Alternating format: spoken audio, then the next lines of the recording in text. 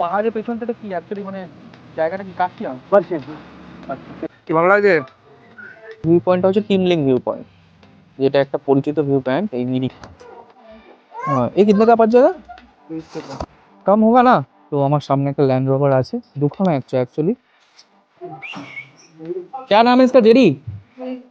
Jerry ये रास्ता सीधा कलकत्ता चला जाएगा ना? हाँ सीधा जाएंगे तो ये वाला जाके देखा नेपाल में पड़ता है ये वाला। এটা হচ্ছে গুরুদাম ভিলেজ। এই যে হোমস্টে গুলো দেখা যাচ্ছে ওগুলো সব গুরুদাম ভিলেজের পার্ট, যেটা আমরা যেতে চলেছি।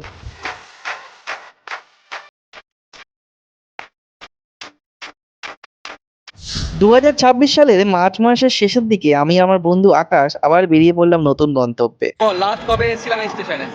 লাস্ট এসেছিলাম 25শে ডিসেম্বর। 25শে ডিসেম্বর এই ট্রেনে করেই আমরা দার্জিলিং গেছি। প্রথমে শিটংয়ে গেছিলাম, তারপরে দার্জিলিং। আর এখন আমরা ফের এনজেপিতেই যাব, কিন্তু এখন আমরা দুজনেই আছি। আর এবার ডেস্টিনেশন প্রথম কোথায়? সাসপেন্স। এই প্রথম আমরা দুজনেই কোনো একটা ডেস্টিনেশনে যাচ্ছি, না বাড়ির কোনো মেম্বার্স আছে না আর কেউ। চলে এসেছি এনজেপি স্টেশনে, এখন যাচ্ছি গাড়ির দিকে। অনেকটাই দেরি করে ফেলেছি, প্রায় 1 ঘন্টার মতো ট্রেন লেট আছে। এনজেপি স্টেশনে পৌঁছানোর সাথে সাথে চলে এলো আমাদের ড্রাইভার দাদা, নাম পেম্বা। हाँ हाँ हाँ बिल्कुल।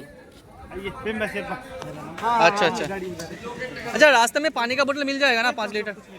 ঠিক আছে ঠিক আছে ঠিক আছে। প্রচুর গাড়ি অ্যাভেলেবেল আছে, যেখান থেকে শেয়ার কার করে বা গাড়ি ক্যাব বুকিং করে দার্জিলিংয়ের বিভিন্ন জায়গায় বা নর্থ বেঙ্গলের বিভিন্ন প্রান্তে পৌঁছে যাওয়া যায়। আজকের জার্নিতে এই গাড়িই আমাদের সঙ্গে। জানলার বাইরে তাকিয়ে ভাবছি বাড়ির কথা, নিজের মানুষগুলোর কথা। মনে হচ্ছে ওরা থাকলে হয়তো এই মুহূর্তটা আরো কতই না ভালো হতো। কিন্তু যত আমরা এগোচ্ছি, প্রকৃতি যেন ধীরে ধীরে সব দুঃখ, সব মিস করা সব কিছু ঢেকে দিই তার চারপাশে সবুজ গাছের সারি আর ঠান্ডা হালকা হাওয়া দিয়ে। প্রায় 1 ঘন্টার মতো গাড়ি জার্নি হয়ে গেল। তো এবার আমরা একটু ব্রেকফাস্ট করবো, সকাল থেকে কিছু খাওয়া হয়নি। এখানে আমাদের একটা রেস্টুরেন্টের কাছে নিয়ে এসছে, তো এখানে আমরা যাই, গিয়ে দেখি কি পাওয়া যায়।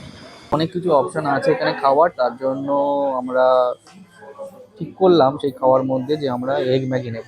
তো দুজনেই এগ ম্যাগি নিয়েছি, এবং এগ ম্যাগির দাম এখানে পড়লো 80 টাকা করে। আমাদের এগ ম্যাগি খেয়ে দেখি কেমন হয়েছে। এগ তো উপর থেকে দেওয়া আছে বেশ অনেকটাই,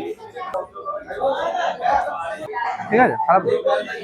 আমার তো পাহাড়ের ম্যাগি খুব ভালোই লাগে, মানে যেখানেই খেয়েছি, যতবার যে কোনো জায়গায় গেছি পাহাড়ে, আর সেখানকার ম্যাগি এটা দারুণ লাগে। জানি না কি আছে, বাট খুবই সুন্দর খেতে। খাওয়া দাওয়া করে নিলাম আর নিয়ে নিলাম 2টো জলের বোতল, কারণ যে হোমস্টেতে আমরা যাচ্ছি সেখানে ওখানকার জলই খেতে হবে, ওখানে আলাদা করে কোনো জল পাওয়া যাবে না। তো আপাতত 4 লিটার জল নিয়ে রাখলাম, আর গাড়িতে আমাদের অলরেডি একটা 2 লিটারের বোতল আছে। রাস্তা এখন ঘুরতে শুরু করেছে, একটা বাঁক, তারপরে আরেকটা বাঁক, আর প্রতিটা বাঁকের পরেই যেন নতুন একটা দৃশ্য, নতুন একটা বিস্ময়। ঠিক যেমন এই সুন্দর পেট্রোল পাম্পটা। হোমস্টে ऊपर যাওয়া আছে। सैटरडे संडे तो पूरा भीड़ होता है। सैटरडे संडे यहाँ का क्या है घूमने का जगह आसपास में? पिकनिक स्पॉट है आगे, उसी लिए भीड़ होता है ना। তো এখানে একটা পিকনিক স্পট আছে दूर का किशनगंज, रायगंज উপরে পাহাড়ে, যেটা আমরা পেট্রোল পাম্পটা ফেলে এলাম। পেট্রোল পাম্পের পেছনে এগুলো সব হোমস্টে আছে। নিশ্চয়ই এত সুন্দর যখন লোকেশন, তো হোমস্টে তো হবেই, আর এখানে সবাই পিকনিক করতে আসে। শুরুতে যে শূন্যতা ছিল, যে মিস করা ছিল, সেটা এখন অনেকটাই কমে গেছে। প্রকৃতির সৌন্দর্য ধীরে ধীরে সব কিছু বদলে দিচ্ছে।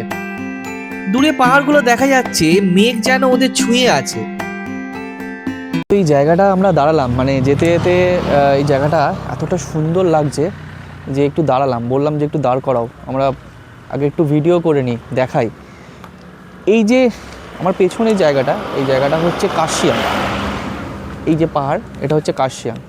তো মেঘের জন্য বেশ কিছুটা ঝাপসা হয়ে আছে, বাট ওভারঅল নেচার এখানে খুব সুন্দর। কি অদ্ভুত এই পাহাড় না? এই যে দেখুন, এটা পুরো মেঘ, আর এই জায়গাটা কিন্তু দেখা যাচ্ছে, মানে ওখানে কিন্তু নিচের দিকটা রোদ, এবং সেটা নদী কিছু আছে যার জন্য চকচক করছে বালির সাথে। তো অদ্ভুত, পাহাড়ের এটাই একটা সবথেকে বড় বৈশিষ্ট্য, কোথাও রোদ আবার উপরে উঠলে হয়তো কোথাও বৃষ্টি, যেরকম আমাদের গায়ে এখন 2-1 ফোঁটা করে বৃষ্টিও পড়ছে। वो नीचे वाला दिखने वाला बालासन ब्रिज, अच्छा वो आगे का गैमन ब्रिज, अच्छा ब्रिटिश टाइम में बना हुआ ब्रिज है, वो मिरिक और करसिंग को जोड़ता है वो वाला ब्रिज। अच्छा वो वाला ब्रिज ना, ठीक से दिखाई नहीं दे रहा है कैमरा पे, पर वहाँ पे एक ब्रिज दिखाई दे रहा है, ওখানে একটা ব্রিজ আছে, সেই ব্রিজটার কথা উনি বললেন। আর এই যে পাহাড়ের পেছনটাতে কি অ্যাকচুয়ালি মানে জায়গাটা কি কাশিয়াং? करसिंग, আচ্ছা करसिंग इस साइड मिरिक।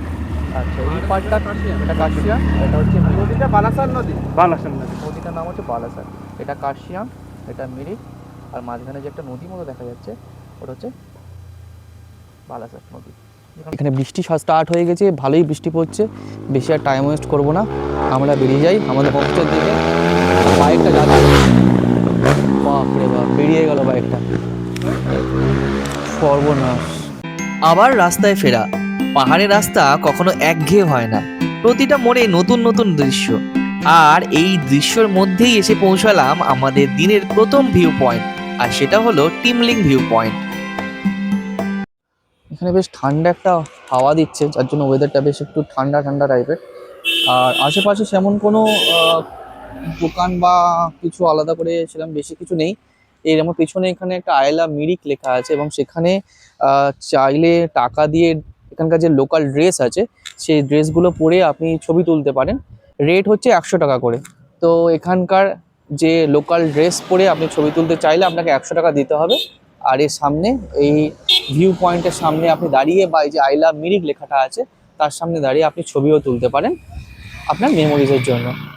তো বেশ ভালোই লাগলো, ওয়েদারটা বেশ ভালো, আর এই যে ভিউ পয়েন্টটা সেটাও খুব সুন্দর, কারণ পাহাড় সবে শুরু হয়েছে। আর পাহাড় শুরুর এই যে পেছনে, আমার পেছনে এই যে ভিউ পয়েন্ট, এটা এখান থেকে কিছুক্ষণ দাঁড়ালে বেশ মনটা একটু ভালোই হয়ে যায়। আর যদি জার্নিটা শুরুটা এরকম হয়, জানি না পরেটা আরও কত সুন্দর হতে চলেছে। তো যাই হোক, আমরা যাই গাড়িতে ফিরে এবং পরবর্তী ডেস্টিনেশনের জন্য।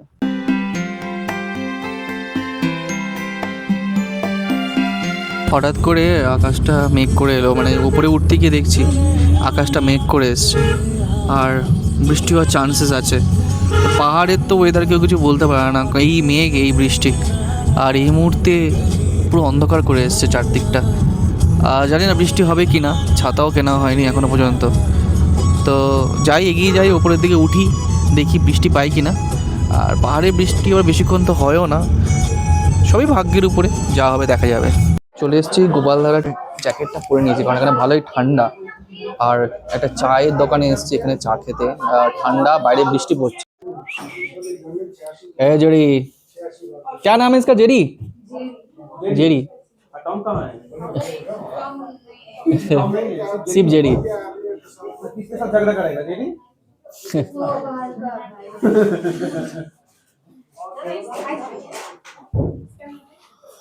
চা পেয়ে গেছি, আর চাটা খেলাম। বৃষ্টির সময় এই চাটা অনেক ভালো। আমার একটু মিষ্টি বেশি খায়, সেই হিসেবে মিষ্টি একটু কম, তাই তো? হ্যাঁ, একটু মিষ্টি কম। ঠিক আছে, হ্যাঁ ওভারঅল ভালো। বাইরে বৃষ্টি হচ্ছে, এখানে বসে চা পাচ্ছি, এটাই অনেক। দার্জিলিংয়ের গোপালধারা টি এস্টেট শুধু সৌন্দর্যের জন্য নয়, বরং তার সাথে চায়ের মানের জন্যই সবচেয়ে বেশি পরিচিত। 1881 সালে প্রতিষ্ঠিত এই চা বাগানটি দার্জিলিংয়ের অন্যতম উচ্চতায় অবস্থিত টি এস্টেটগুলোর মধ্যে একটি। আপনি চাইলে এখানে চা টেস্ট করতে পারেন এবং তা পছন্দ হলে নিঃসন্দেহে বাড়ির জন্য কিনে নিয়ে যেতে পারেন। গোপালধারা শুধুই একটা চা বাগান নয়, এটা এক টুকরো শান্তি, এক টুকরো পাহাড়ি স্বপ্ন। বেরিয়ে যাচ্ছি গোপালধারা টি এস্টেট থেকে, আর গাড়িতে যাব। বৃষ্টি এখনো কিন্তু টিপটিপ করে পড়ছে, আবার শুরু হয়েছে আবার নতুন করে, মাঝখানে একটু বন্ধ হয়ে গেছিল। ওয়েলকাম টু গুফা পাতাল। নেমে গেছি গাড়ি থেকে, আর যাচ্ছি গুফা পাতাল। চারিদিকটা আমি শুধু দেখাই একবার, পুরো কুয়াশা, মানে পুরো ভরে গেছে কুয়াশাতে। আর একটা রাস্তা, এই যে আমার পেছনে, এই রাস্তাটা কিন্তু উঠে গেছে। তো হেঁটে যাচ্ছি গুফা পাতালের দিকে। আশেপাশটা বেশ ঠান্ডা, ওয়েদারটা বেশ ভালোই ঠান্ডা, এর সাথে আছে কুয়াশা, আর সেটা মিশে এমন একটা পরিবেশ সৃষ্টি হয়েছে যেটা সম্পূর্ণ আলাদা একটা ভাইব, একটু অন্যরকম একটা পরিবেশ। আর এই পরিবেশও আমাদের মতো মানুষের কাছে ভালোই লাগছে।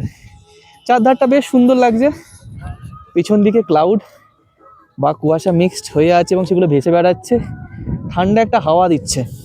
তো এটাই ছিল গুফা পাতালের বাইরের অংশটা শুধুমাত্র একটু রোদ আর যদি একটু কম এই কুয়াশা বা মেঘের কম্বিনেশনটা থাকতো এটা বেশি ভালো লাগতো।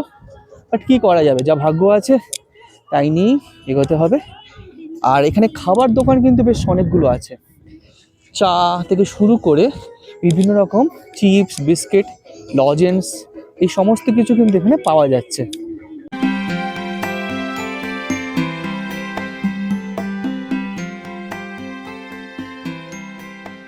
এই গুহা পাতালের কিছু অংশ ভারতে আর বেশ কিছু অংশ নেপালে আছে। এই জায়গা পুরো নেপাল মে হ্যাঁ না? গুফা মানে গুহা আর পাতাল মানে ভূগর্ভ।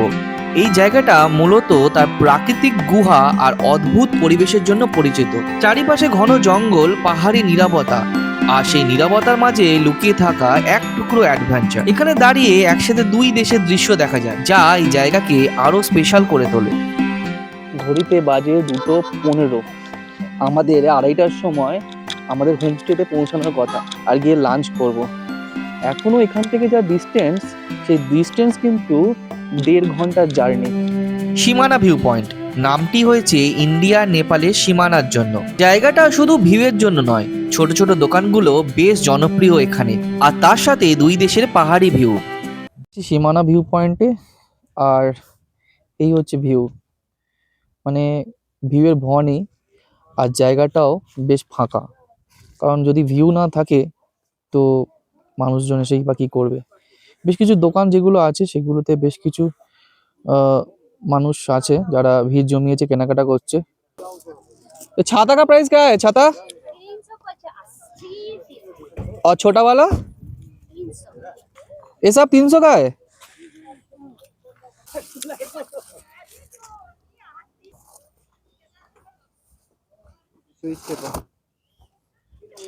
कम होगा ना? लास्ट 300 है।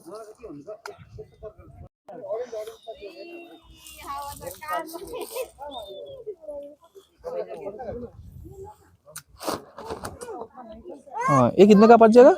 ये आपको लास्ट तक भी आएगा 250।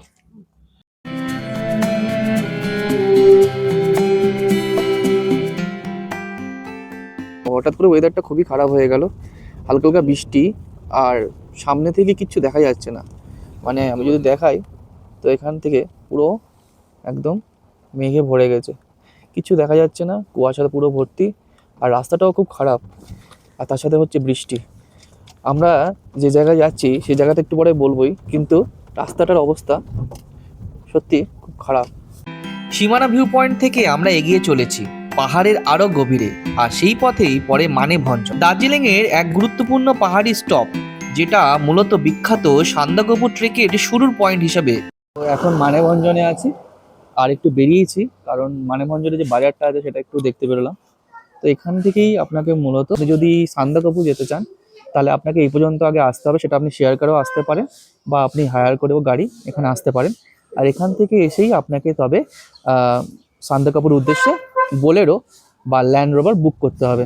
তো আমার সামনে একটা ল্যান্ড রোভার আছে, দুখানা অ্যাকচুয়ালি, এই একটা ল্যান্ড রোভার আর এই একটা ল্যান্ড রোভার।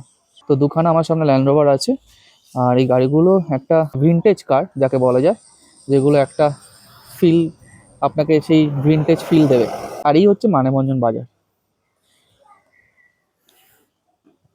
তবে এটা মাথায় রাখবেন যে মানেভঞ্জন থেকেই কিন্তু আপনি আপনার যে জল বা খাবারের সামগ্রী সেটা কিন্তু নিয়ে নেবেন, কারণ সান্দাকফুতে গেলে সেখানে কিন্তু জল বা খাবার খুব কম পাওয়া যাবে। তাই যদি কোনো রকম খাবারের সামগ্রী বা জল লাগে তাহলে এই মানেভঞ্জন থেকে সেটা কালেক্ট করে নেওয়াই বেটার। দামেও ঠিকঠাক নেবে, কারণ উপরে যত উপরে উঠবেন তত কিন্তু দামটা বাড়বে।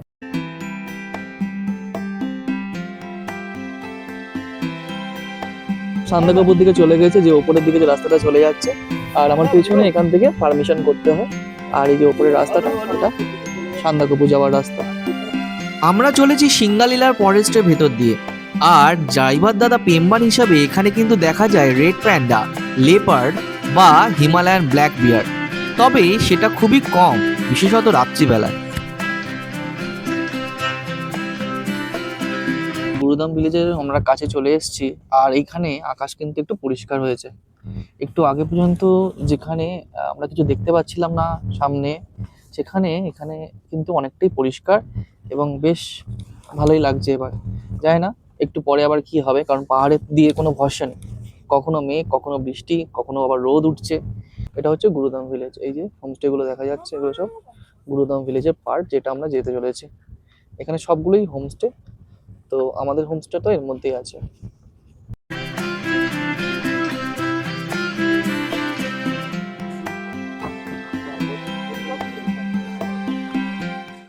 তো এই যে সিঁড়ি, এই সিঁড়ি থেকে উপরে উঠে তাহলে আমাদের হোমস্টেতে যেতে হবে।